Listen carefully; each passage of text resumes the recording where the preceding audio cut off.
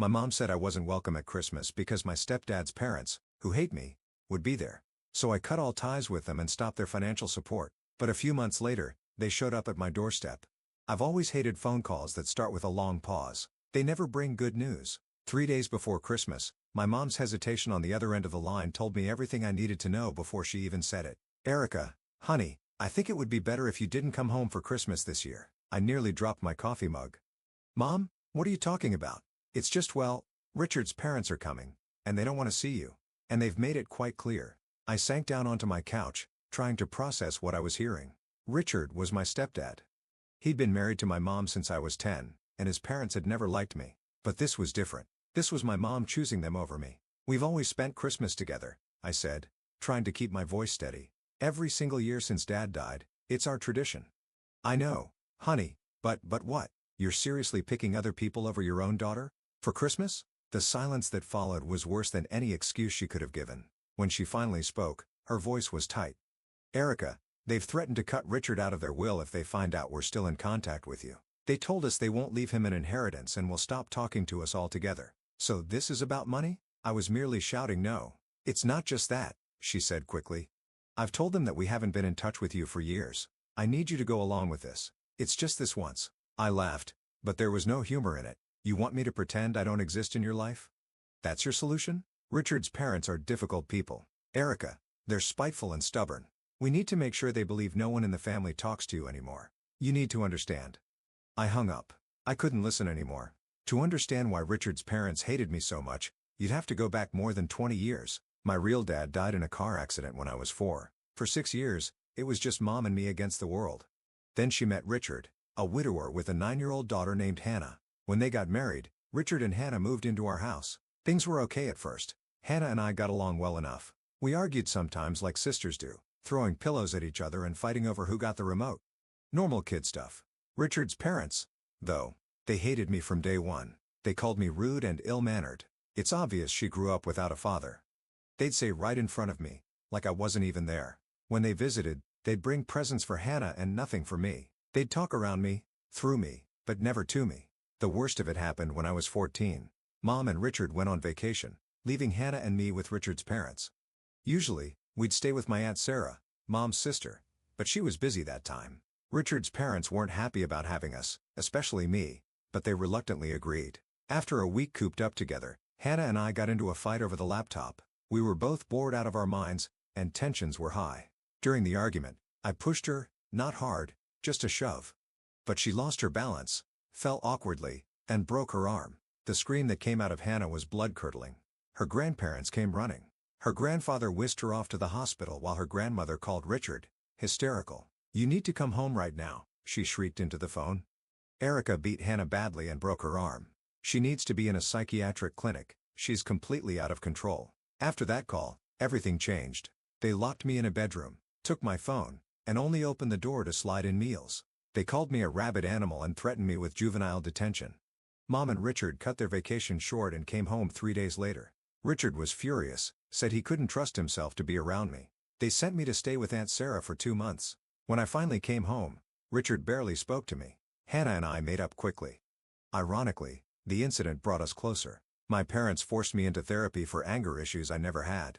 The atmosphere at home was suffocating after that. When I turned 18 and left for college in another city, it felt like escaping prison. During college, I only kept in touch with Mom and Hannah. I studied administration and management, working my ass off to make something of myself. In my junior year, my friend Olivia and I got internships at her dad's restaurant chain. I put together a development plan that shocked everyone when it actually worked. Profits jumped within months. After graduation, Olivia's dad offered me a job. He was handing the restaurant management company over to Olivia, and she wanted me as her executive director. I'd be responsible for business development and modernization, essentially her right-hand woman. Olivia and I transformed that restaurant chain.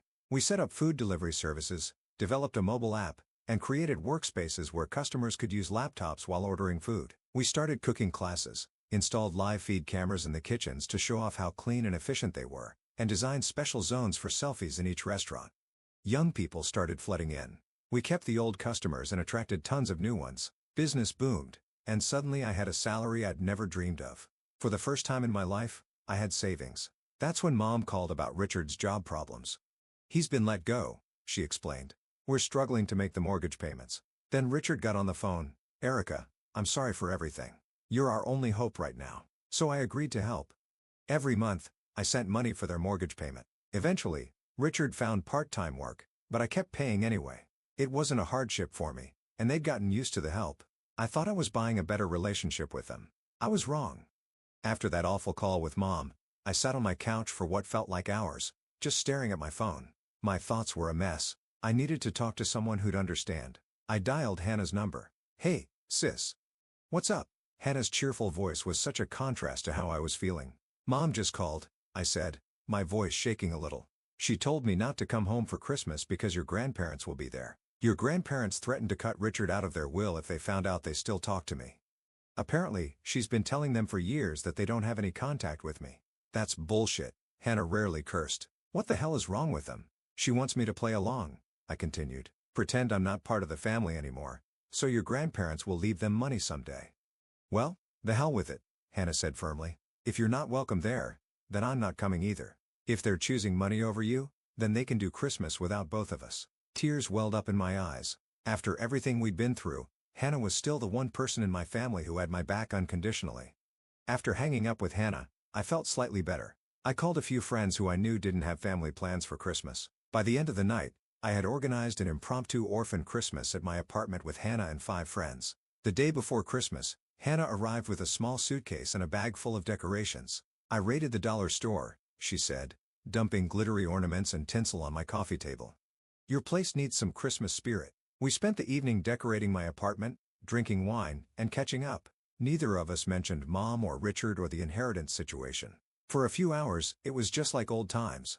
Christmas Day was nothing like the formal, tense affairs we'd grown up with at home. My friends arrived around noon, each bringing food, drinks, or games. We ate too much, laughed too loud, and drank probably more than we should have. It wasn't traditional, but it was real. By the end of the night, even Hannah admitted it was the best Christmas she'd had in years. But of course, reality has a way of intruding. While scrolling through Instagram before bed, I saw a post from Mom. There she was, smiling next to Richard's parents in their living room, everyone wearing matching Christmas sweaters. The caption read, "So blessed to spend this special day with family." Family. The word felt like a knife twisting in my gut. I wasn't family anymore. I was an inconvenient truth to be hidden away. I couldn't sleep that night. The Instagram post kept replaying in my mind, along with every monthly mortgage payment I'd been making. Every time I sent that money, I thought I was healing old wounds, building bridges. Now I realized I'd just been buying the illusion of family. The next morning, I made a decision. I opened my banking app and canceled the automatic transfer to my parents' mortgage account. Maybe it was petty, but I was done being used. 2 weeks passed. I threw myself into work, grateful for the post-holiday rush of new restaurant customers with their New Year's resolutions to try new places. Olivia and I were working on plans to open a new location, and I welcomed the distraction. Then Mom called. I almost didn't answer, but some part of me wanted to hear what she had to say. Erica, there's a problem with the mortgage payment, she said without even saying hello. Did you forget to send it? I didn't forget, I replied, keeping my voice steady. I canceled it. There was a beat of silence. What do you mean? You canceled it? I mean, I'm not paying your mortgage anymore, but we're counting on that money. Her voice rose in panic. The payment is due today. You should have thought about that before you betrayed me for your in-laws' money, I said. You chose them over me. Now you can ask them to pay your mortgage. This is about Christmas? Erica, you're being childish. We explained why. You explained that money is more important to you than I am. Message received. Her tone changed then, from panicked to accusatory. I know what you did, you know. You convinced Hannah not to come for Christmas. You turned her against us. What? I didn't. Do you know what I had to tell Richard's parents? That she was seriously ill. I had to lie and make up a whole story because of you. I couldn't believe what I was hearing. You've gone mad because of this inheritance thing. Normal people don't invent illnesses for their children, Mom. They don't disown them for money. You have no idea what you're talking about, she spat. After everything we've done for you. What exactly have you done for me lately, Mom? Besides kick me out of Christmas and lie about my existence? She hung up on me. The next few months were quiet. Mom didn't call again, and I didn't reach out. Hannah kept in touch, visiting whenever she could. She'd become my only real connection to my old life, the only family member who hadn't betrayed me. I focused on work, throwing myself into new projects. Olivia and I expanded our restaurant brand, opening a new location across town. Business was good, life was stable, but there was still a hollow feeling when I thought about my family. Then one evening in late April, Hannah called. "Hey, I'm gonna come visit you tomorrow. That okay?" Something in her voice sounded off, but I didn't push it. Hannah had always been direct when she wanted to be. The next day, just after 12, my doorbell rang. I opened it to find not just Hannah, but Mom and Richard standing there too. "What the hell?" I stepped back, almost slamming the door. Hannah held up her hands. "Hear them out. Erica, please." Looking at their faces, Mom's anxious, Richard's uncomfortable, Hannah's pleading, I knew this wasn't going to be a short conversation. They filed into my living room like strangers, which I guess they kind of were at this point. Mom clutched her purse to her chest. Richard stood awkwardly by the window. Hannah cleared her throat, so I think Mom and Dad have something they want to say. Mom took a deep breath. "Erica, we came to apologize. What I did, at Christmas was wrong." I waited for more, but she seemed to think that was enough. "That's it?" I finally asked. "We miss you," Richard added. "The house isn't the same without you dropping by. The house I wasn't welcome in at Christmas? The house where you pretend I don't exist whenever your parents visit?" My voice was rising, and I didn't care. "You're gonna have to do better than we miss you." Hannah touched my arm. "Let him finish, Erica." Mom smiled awkwardly. "You're right to be angry. We betrayed you. I betrayed you. I put money ahead of my own daughter, and I've been sick about it ever since. We don't need your financial help anymore," Richard said. "I found a new job better than the old one. We're managing the mortgage payments just fine. That's not why we're here." "Then why are you here?" I asked. "Because we're family," Mom said, her voice cracking. "And we almost threw that away for what? For my in-laws' approval? For money we might get someday?" It was wrong. Something about her sincerity gave me pause. I've been ready for excuses, for guilt trips, for manipulations. I wasn't prepared for genuine remorse. "What about your parents?" I asked Richard. "They still planning to write you out of the will if they find out we talk?" Richard looked down at his hands. "I called them after you stopped sending money. Told them I wasn't going to pretend anymore, that you're my daughter too. They flew off the handle, threatened to disown me, just like they said they would. We had a huge fight." "So what changed?" "I did," Hannah said. "I called Grandma and Grandpa and told them I knew everything, that I fully supported you and Dad, and if they couldn't accept you as part of our family, then they'd lose me too." Mom nodded. "They called back 3 days later, said they'd calmed down and were willing to accept things. They're not ready to lose Hannah." I didn't know what to say. Part of me wanted to forgive them, to have my family back.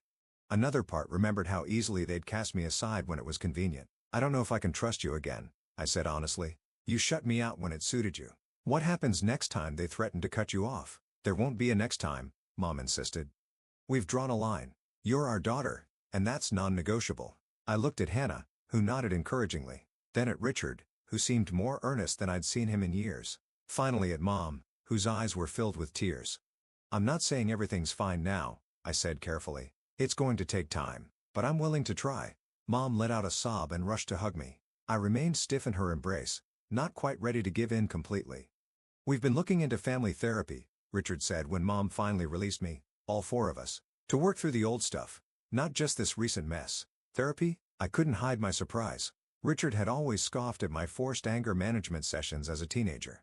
"It was Dad's idea," Hannah said, looking proud of him. "He says we all have baggage we need to unpack." "I should have stood up for you years ago," Richard admitted, "after the accident with Hannah's arm. I knew it wasn't your fault, but I let my parents dictate how I treated you. That wasn't right." I thought about all the years I'd spent trying to win his approval. The therapy sessions where counselors tried to fix me when I wasn't broken.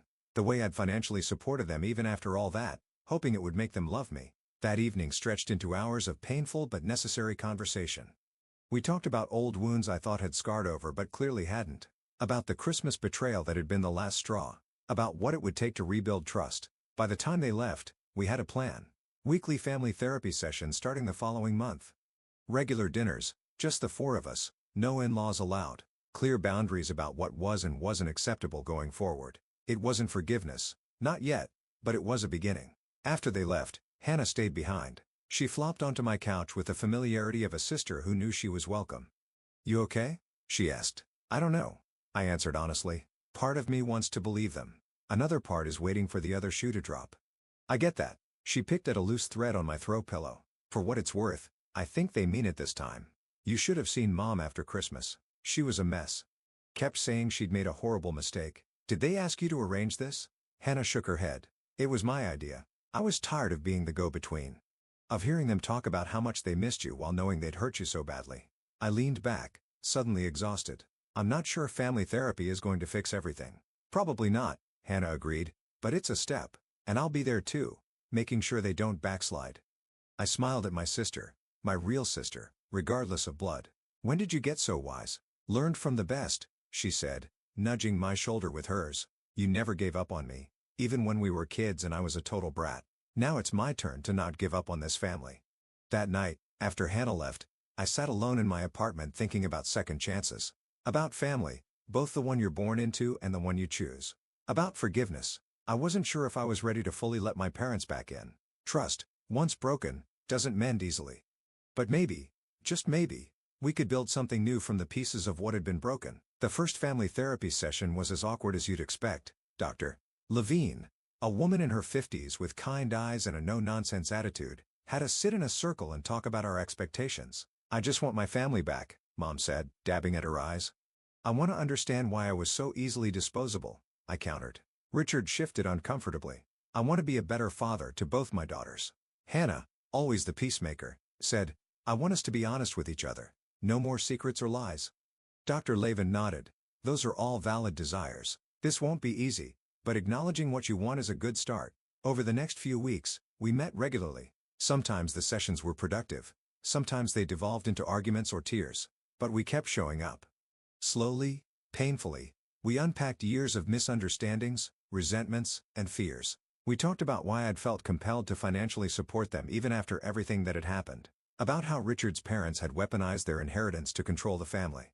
About the Christmas betrayal that had finally broken me. Outside of therapy, we started rebuilding our relationship in small ways. Mom would call just to chat. Richard sent me articles about restaurant management he thought might interest me. Hannah and I maintained our sister bond, stronger than ever. 2 months into therapy, we hit a breakthrough when Richard opened up about his own childhood. My parents always used money to control me, he said. Growing up, if I didn't behave exactly as they wanted, they'd threaten to cut me off. When I wanted to marry my first wife, they threatened to disinherit me because they didn't approve of her. I stood my ground then, but after she died, I guess I didn't have the fight left in me. So when they started treating Erica the same way, Dr. Levine prompted, I fell back into old patterns, he admitted, looking at me with genuine remorse. I'm so sorry, Erica. I failed you. Something shifted in me that day. For the first time, I saw Richard not as the stepfather who'd betrayed me, but as someone who'd been manipulated his whole life, just like I had been. We both deserved better, I told him. By the 3rd month of therapy, we were ready to test our new family dynamics in the real world. Mom invited me over for dinner at their house, my childhood home. I hadn't been there since before Christmas. As I pulled into the driveway, my stomach churned with anxiety. What if Richard's parents showed up unexpectedly? What if this was all an elaborate trap? But when I walked in, I was greeted by the smell of my favorite meal, Mom's lasagna, and a dining room decorated with photos. Photos of me graduating college. Photos of Hannah and me together. Photos of all 4 of us from happier times. We put these back up, Mom explained, following my gaze. They belong here. You belong here. Dinner wasn't perfect. There were still awkward pauses and moments when old tensions threatened to resurface, but it felt like progress. After dinner, Richard pulled me aside. I need to show you something, he said, leading me to his office. On his desk was a legal document. What's this? I asked. I've been working with a lawyer to ensure that whatever happens with my parents' inheritance won't affect what I leave to you and Hannah. You'll both be treated equally in my will, no matter what. I stared at him, speechless. It's not about the money, he clarified quickly. It's about making sure you know that you are my daughter, Erica. Not by blood, but by choice. And nothing, not my parents, not their money, will ever change that again. I didn't cry often, but I cried then. On the drive home that night, I called Hannah. You won't believe what just happened, I told her, recounting the evening. I believe it, she said. Dad's been working on that will thing for weeks. He wanted it to be perfect for you. When did everything change so much? I wondered aloud. When you stood up for yourself, Hannah replied. You showed them they couldn't have it both ways. They couldn't treat you like garbage and still expect your financial support. It made them realize what they were losing. She was right. By cutting them off, both emotionally and financially, I'd forced them to make a choice. And surprisingly, they'd chosen me. The next therapy session, Dr. Levine asked us to share what we'd learned so far. I've learned that I can't control how others treat me, but I can control how I respond, I said. I don't have to keep paying, literally or figuratively, for people to love me. I've learned that I married a strong woman, Richard said, looking at Mom, who raised an even stronger daughter, and that standing up to my parents was long overdue. I've learned that family isn't just about blood or obligation, Mom added. It's a choice we make every day. Hannah smiled. I've learned that my sister is a badass who doesn't take crap from anyone anymore. We all laughed at that. 6 months after the Christmas that almost destroyed our family, we all went to dinner at a new restaurant my company had opened. As we sat around the table, laughing and sharing stories, I realized something important. We weren't the same family we'd been before. That family had been built on unspoken resentments, fear, and obligation. It wasn't perfect. We still had bad days. Richard's parents were still a complicated presence in our lives, though they'd been remarkably quiet since our reconciliation. Old hurts sometimes resurfaced. But we were committed to working through it together. And that, I was beginning to believe, made all the difference.